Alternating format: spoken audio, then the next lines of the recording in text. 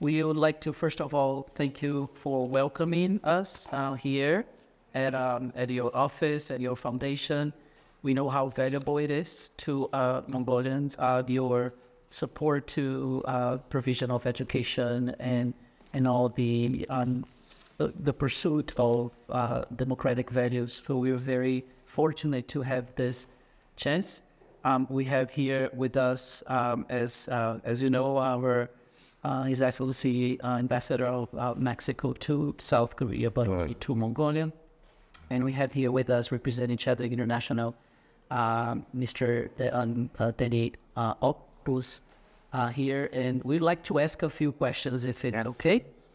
And we could go ahead. And we prepared a few questions that are, and of course, it's a conversation, so we want to make it as informal as possible. There's nothing scripted. But go ahead. Okay, so the first question we have is, can you provide insights into the historical and cultural ties between Mongolia and India? Mongolia and India. Good. Yes, and as Carlos, also, I'm not a career diplomat. I'm journalist by profession, but I was working with international organizations for journalism training, International Journalism Federation, and also with the NGOs from the US. So we were engaged in journalism training, but also political parties training. So, and after I finished my work with international NGOs, I joined Foreign Ministry and worked in India. Was assigned to India as a counselor first, and then ambassador. So I spent 7 years in India. Wow. 7 years, yeah. Mm-hmm. So we have a very good and close ties with India, and we call it spiritual relations. India is regarded as a spiritual neighbor of Mongolia, because for many centuries back, Mongolians interacted with Indians and through the means of Buddhism. The Nalanda University, around this time, Mongolians were studying there, and so it continued for centuries. And then in modern times as well, Mongolia opened embassy in India 65 years ago. 65 years ago, and even though India was regarded as a capitalist country, market economy, but because of our close relations, historic relations, we maintained good relations with India since then, and many visits, and including very recent visit was 2015, when I was ambassador of Narendra Modi, Prime Minister of India, to Mongolia. It was first visit of Indian Prime Minister to Mongolia, and was a very successful visit. We signed more than a dozen of agreements, different agreements, and India provided a soft loan to Mongolia in the amount of $1 billion. And this was first time in the history of Mongolia that foreign country provided such a large assistance.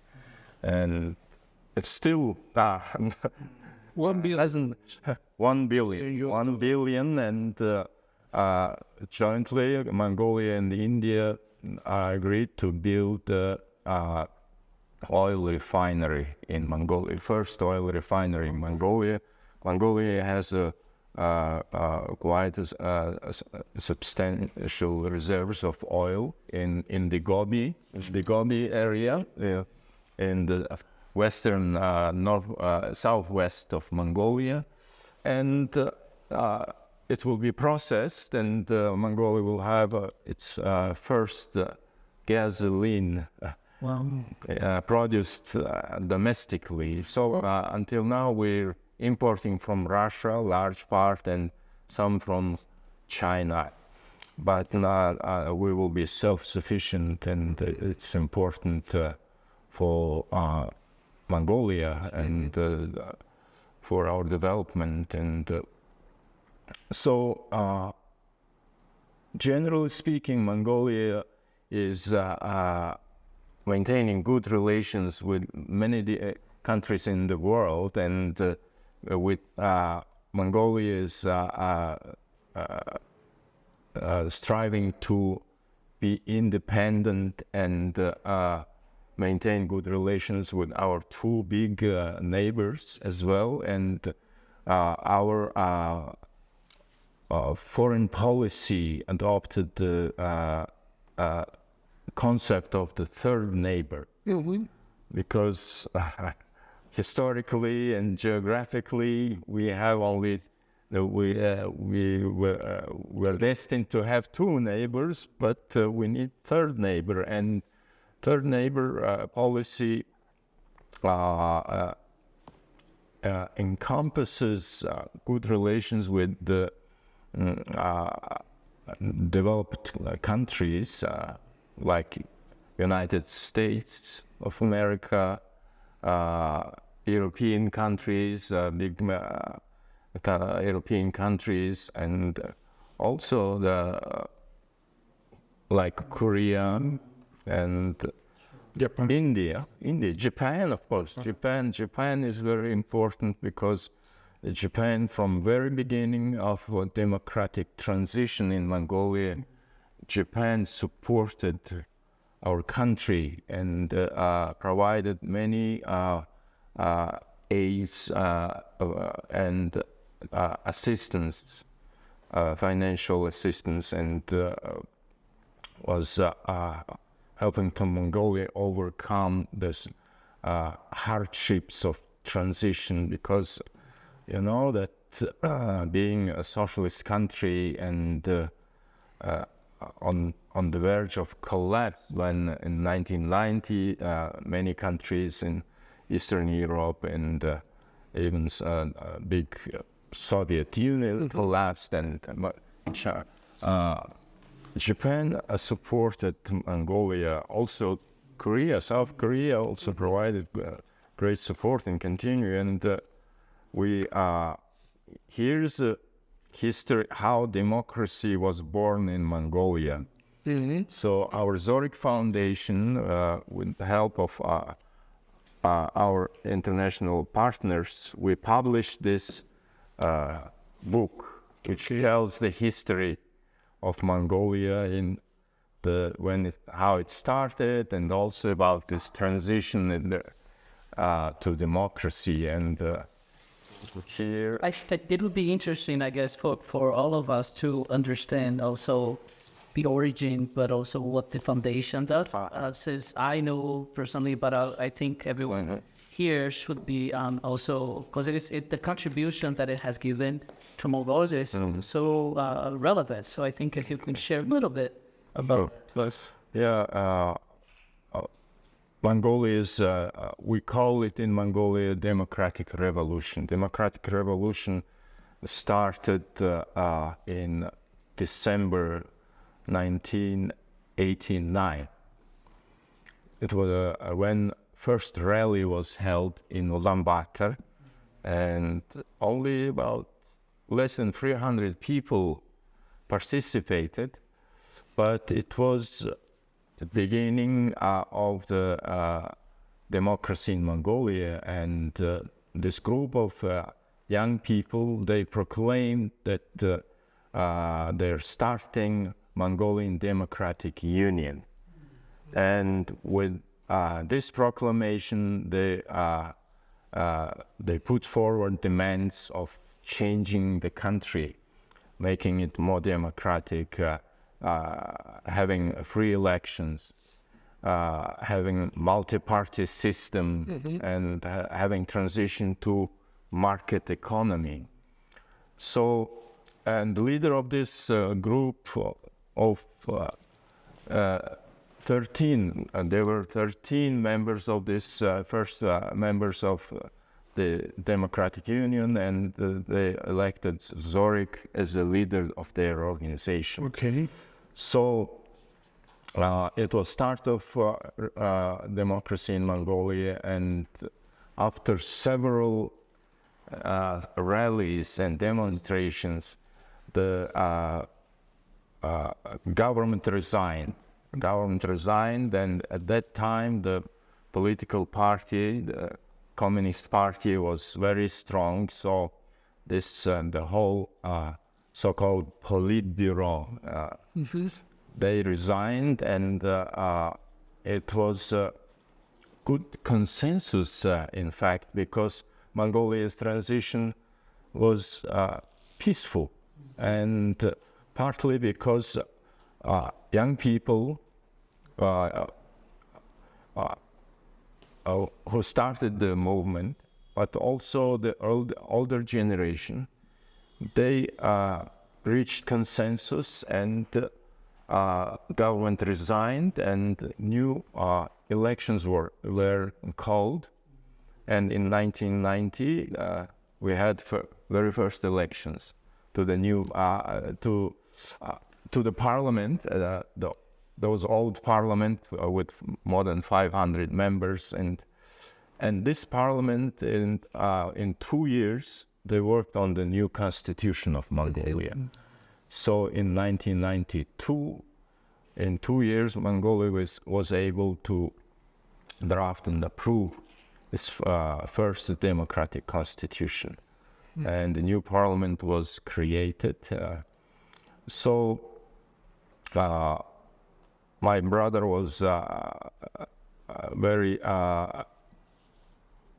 played a key role in this, and I show you one picture that's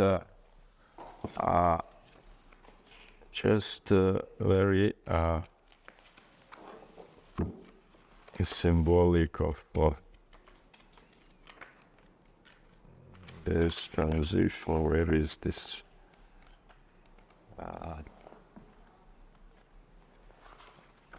So this is the very first rally, and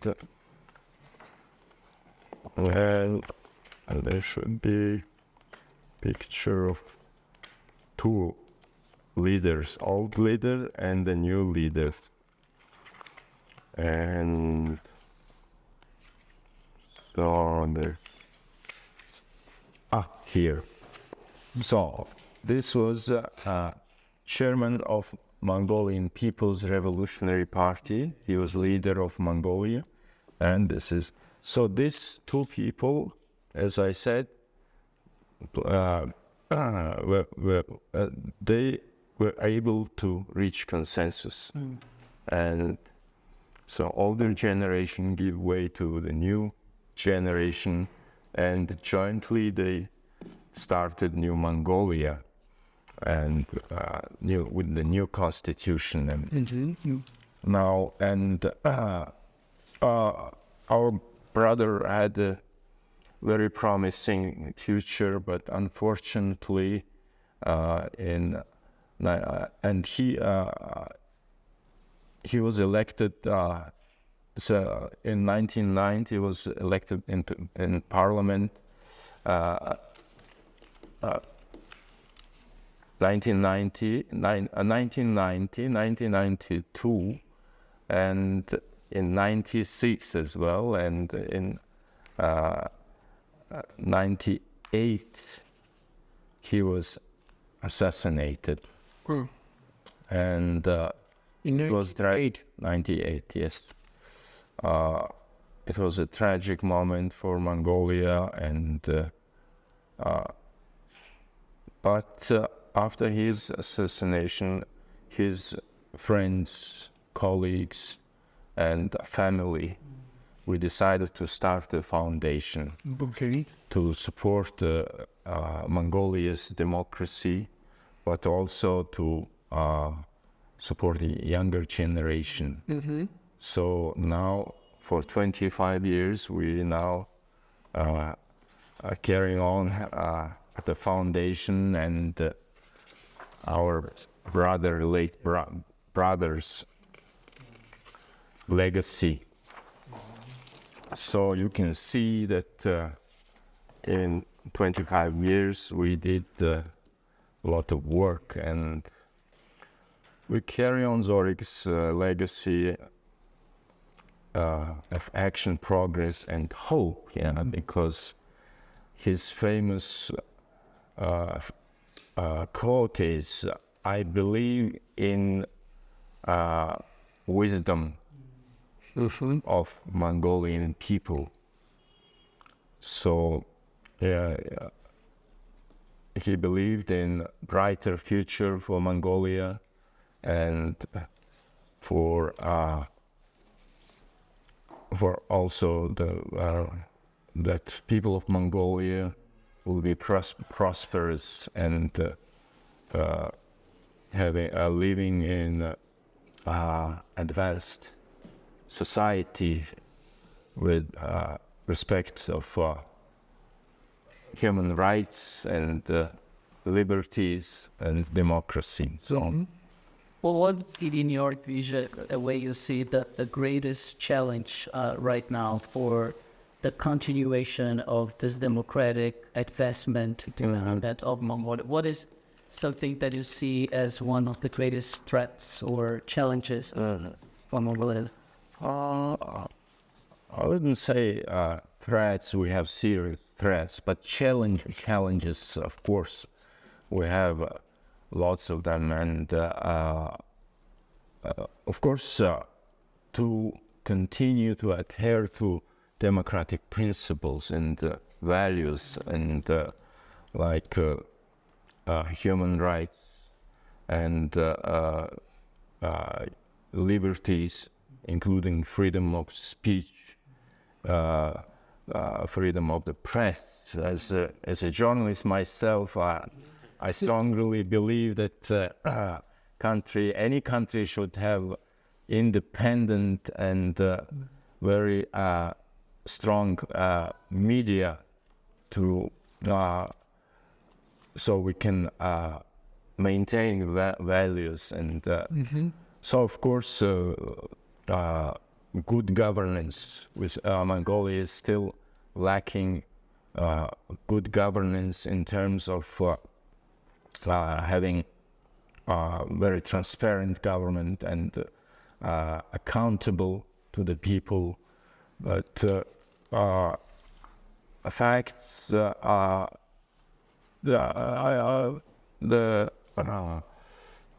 analysis, international and domestic analysis, say that we still have corruption, and our brother, he believed that corruption is bad for the country. That's why in the past we did a lot in helping anti-corruption campaign and different surveys we did, and we did very first anti-corruption campaign of essays and documentaries about and also posters.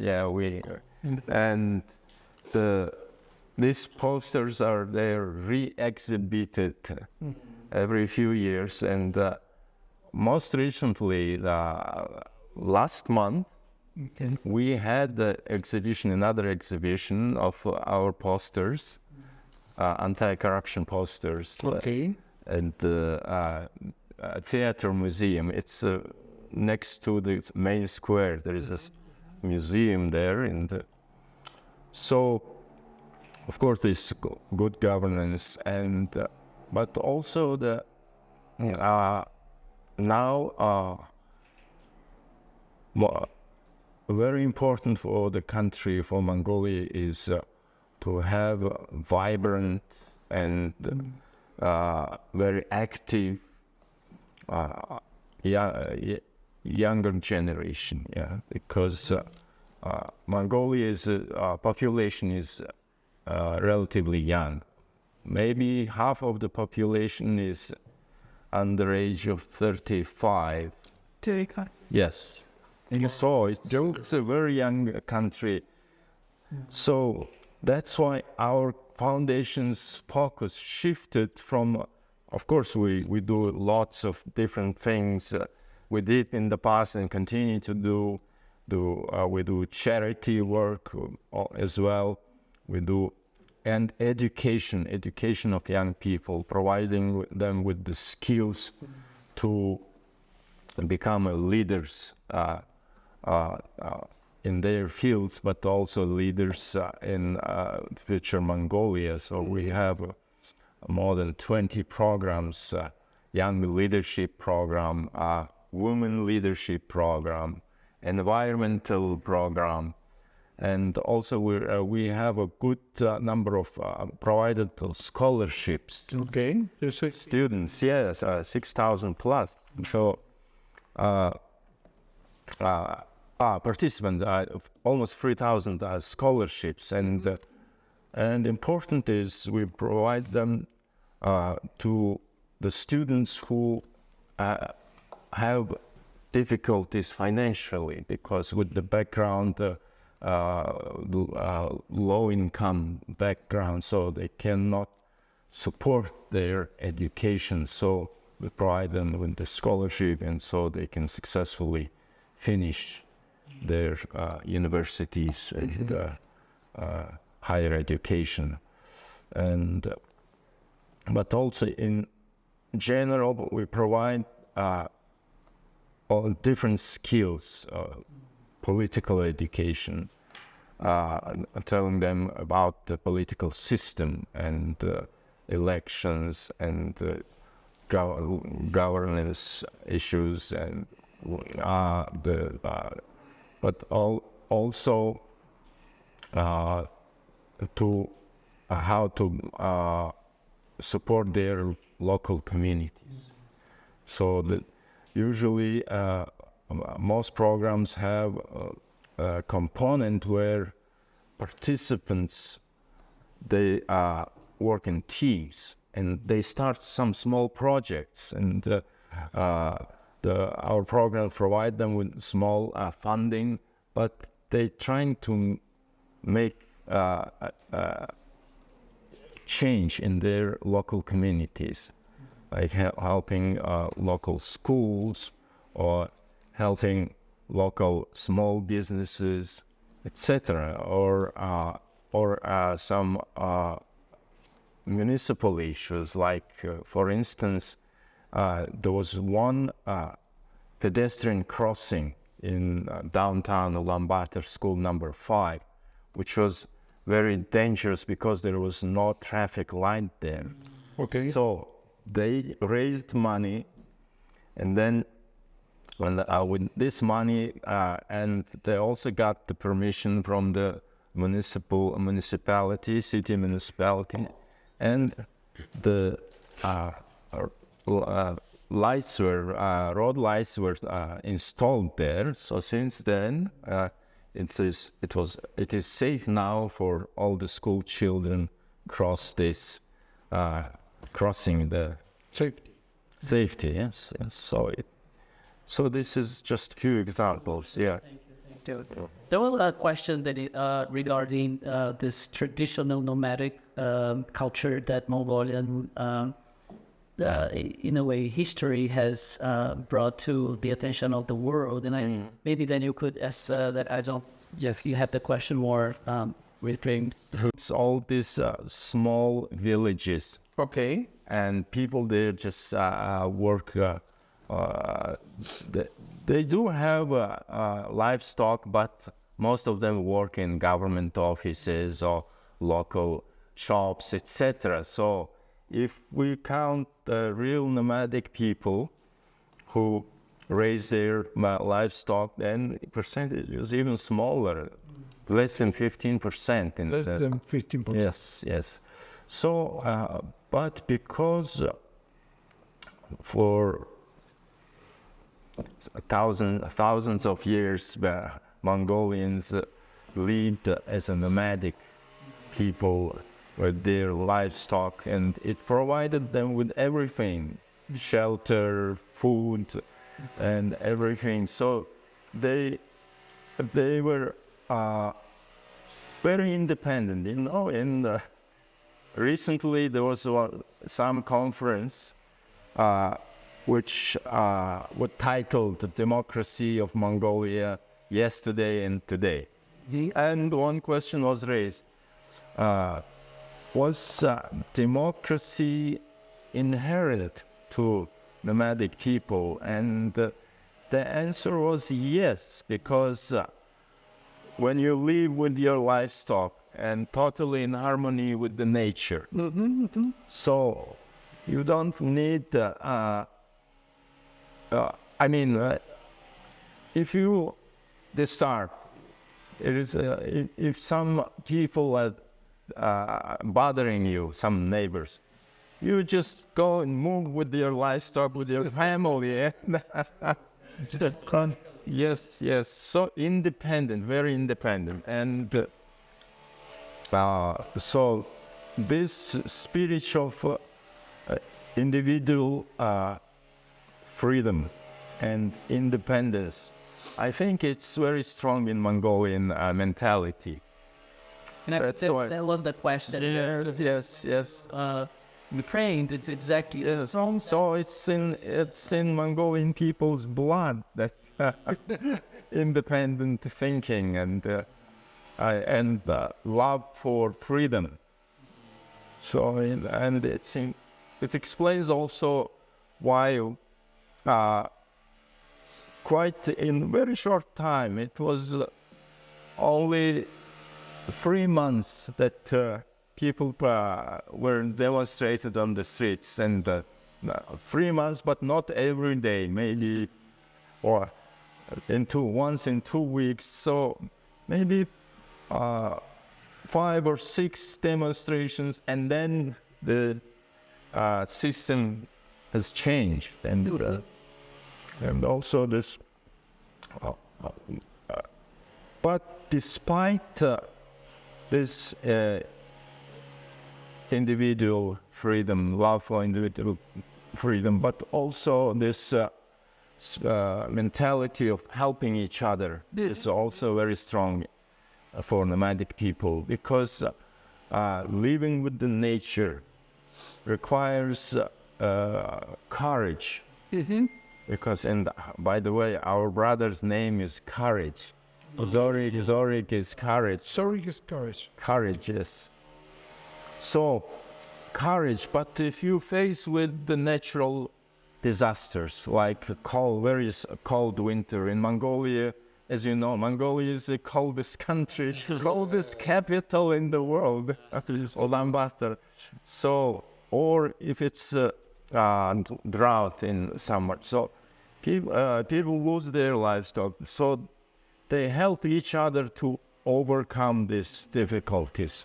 So this mentality of helping each other, of being united, is also important for nomadic people. And I think this unity of Mongols also helped Genghis Khan to build this empire, big empire, because they were together and strong. I think, we don't want to take much of your time, but there was one, I think, or two very important questions. Yes, I think one is regarding the special visit of the cold baby Sanjaasuren asked that specific question, and the other one is a little bit on interreligious dialogue and how important it is in your view. But can you reframe that question then? Yes. So what are some potential key areas of cooperation and collaboration between Mongolia and the Vatican? I think as Mongolia is very friendly foreign policy. So Mongolia, even though it's a very small country, but we're trying to reach to many partners around the world, and so that's why we try to expand our diplomatic relations, and in last 30 years after democratic transition, the new countries we established diplomatic relations are growing very rapidly, and I myself was ambassador when Mongolia established diplomatic relations with Bhutan. Okay. Also the country with very similar traditions.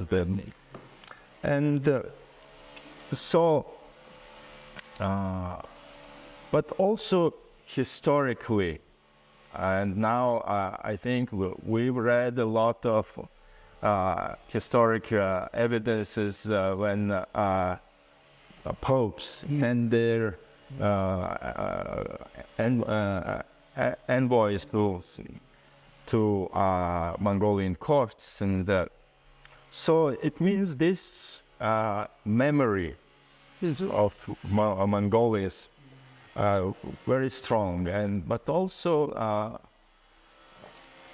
I think Pope Francis's messages also are important to Mongolian people, and including our Zorig Foundation's mission, because we mentioned that our programs we're trying to support poor families, like with the scholarships, but also with the other programs we're trying to support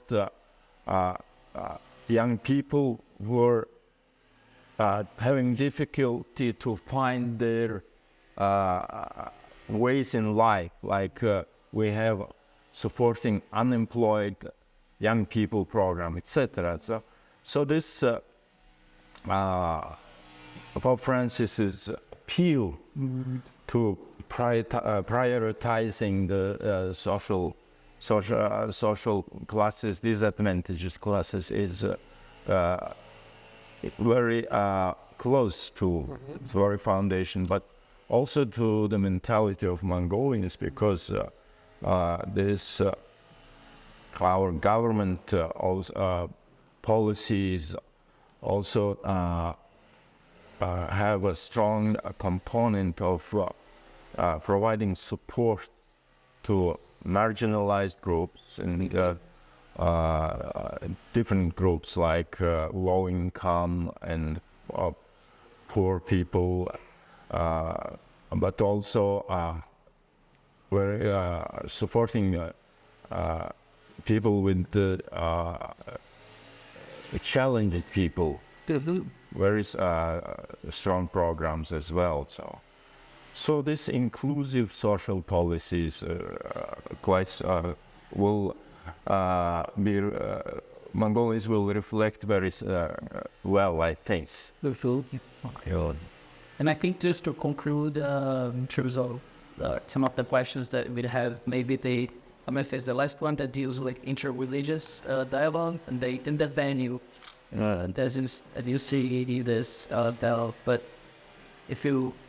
Yes, so as Dr. Diaz has mentioned, could you elaborate on the value of interreligious dialogue to Mongolia? Yes.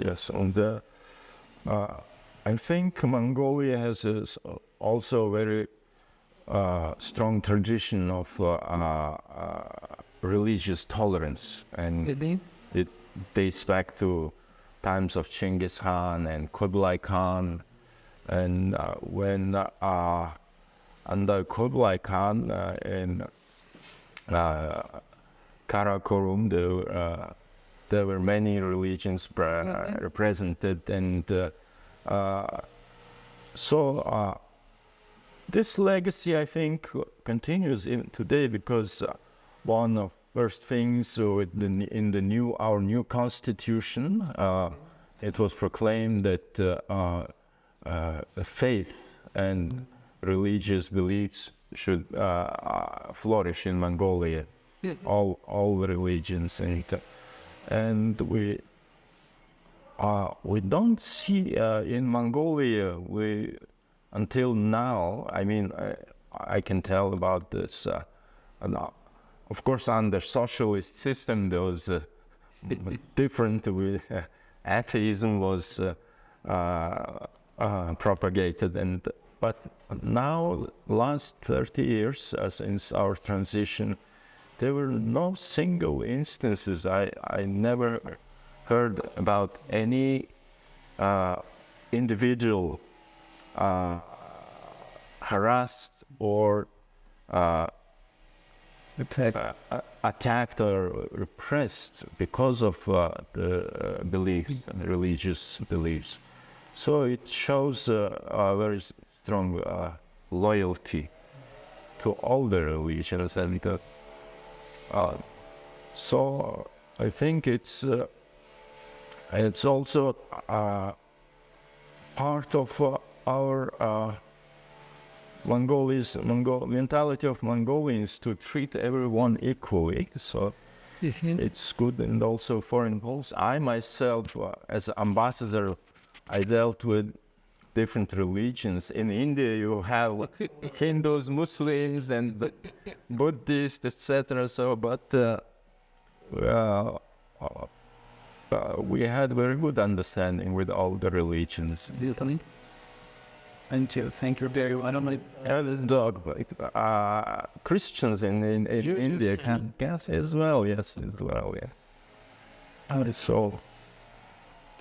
Only I can. In the other day that I was stayed in Mongolia, only 2 days, I can see a very vigorous society with a lot of opportunities in all the issues, in economic issues. And I'm surprised because in Mexico, when you are talking about of Mongolia, we thinking in Heskiska, Yes. the history, in a great culture, but the other one is a mystery.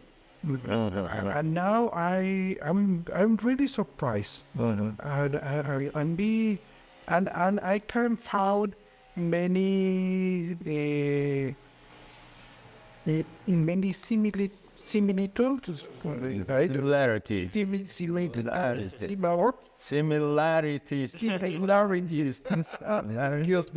No problem. Because the people in Mongolia, they are very friendly. I can see the fraternity is a strong value in Mongolia, like in Mexico. Yes. I wanted to tell Mexican people are very For that reason, open. in that days that I was staying in Mongolia, I feel like in my house. Good. For me, that reunion, that meeting is very important because I can learn more and I can understand more about of Mongolia. Thank you. Yes, thank you. And also, I was quite impressed by Pope Francis's. He said about Mongolian people that they're noble and wise people. Yes, so it's a big compliment to people of Mongolia. But also, you're right, for Mongolia, because we're a small country, many people around the world know about the history of Mongolia, but not about the modern Mongolia. And Pope's visit is very welcome in Mongolia, and it will help Mongolia to send message all around the world about Mongolia, or what country it is now. It's democracy, and it's open and friendly country. I think it's important. So much. I think, the time we spent here was not only, I think, learning, but the experience, the ability, the friendliness of Mongolian people in general, but having a chance to interact with someone that gave us the historical background, a little bit of personal experience, and sharing with us such an important venue of how relevant it was, the democratization process, that South Korea experienced, that many countries went through, and Mongolia has really now on the stage I guess, global stage that all of us are here for a specific, state visit, but experiencing that you provided in this conversation. So we really appreciate, and we hope, wish all the best. Let us know how we can support integration and ideals that you promote. But it's very similar, to what we do as Yes, educational institution. really similar to our values and what we believe in. So please count on us in any different ways. I'm sure Ambassador is also in agreement that there's a lot to collaborate. So, Sure. And I'm also personally hoping to visit Chad and Chad Lake.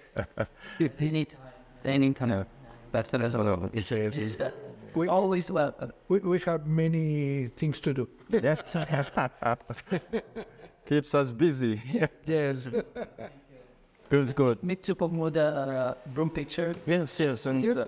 And thank you for coming to our foundation. Is it possible I take one? Yes, sure. To learn